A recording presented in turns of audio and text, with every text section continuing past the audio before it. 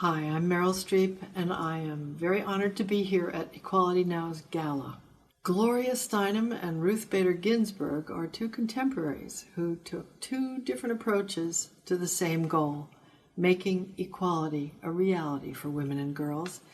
They knew each other, they supported each other throughout their lives. And on Ruth's passing, Gloria has written a few words talking about their unique connection and also the incredible impact that RBG has had on all of our lives.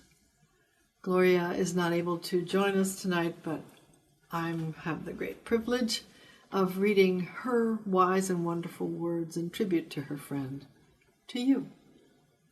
This is For Ruth by Gloria Steinem. Because Ruth Bader Ginsburg and I are pretty much age peers, I think I have some perspective on this extraordinary woman, long before she became known by her moniker or for ending the gender divide in Supreme Court rulings. Ruth and I got to know each other decades ago when she was creating the Women's Rights Project at the ACLU.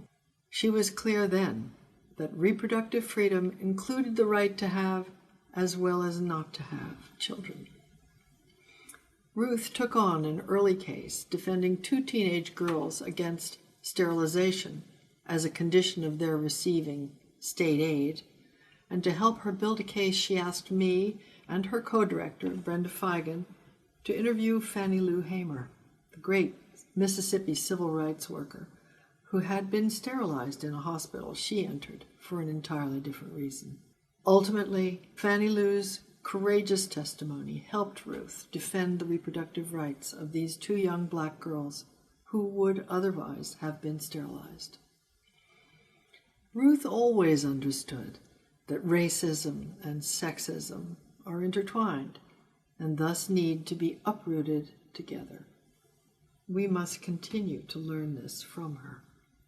She will remain the standard of courage and intellect and kindness and heart that all of us must strive for. Many profiles of Ruth have commented on the legendary sense of humor possessed by her husband, Marty. But to be with them was to realize that both of them knew the truth of the adage, laughing is a proof of freedom.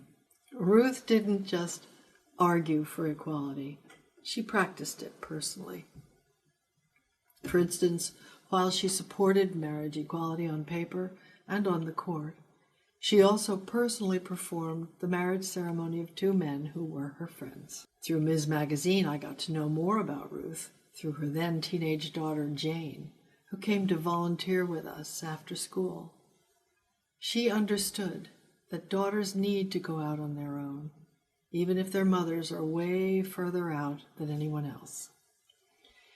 Ruth was always a whole person. It was really saying something when friends pointed out that her heart was as great as her mind. Looking back, I realized that when others on the court issued an opinion, we said to each other, did he or she vote right? Ruth is the one person about whom so many felt, if Ruth voted that way, then it is right. Being so close in age, I never thought I would have to live in a world without Ruth in it. Now I can only think of one simple answer to the heartbreak and tragedy of her loss. Whenever we face a question or a challenge, we can ask ourselves, what would Ruth do? As long as this answer guides our acts, she will be with us still.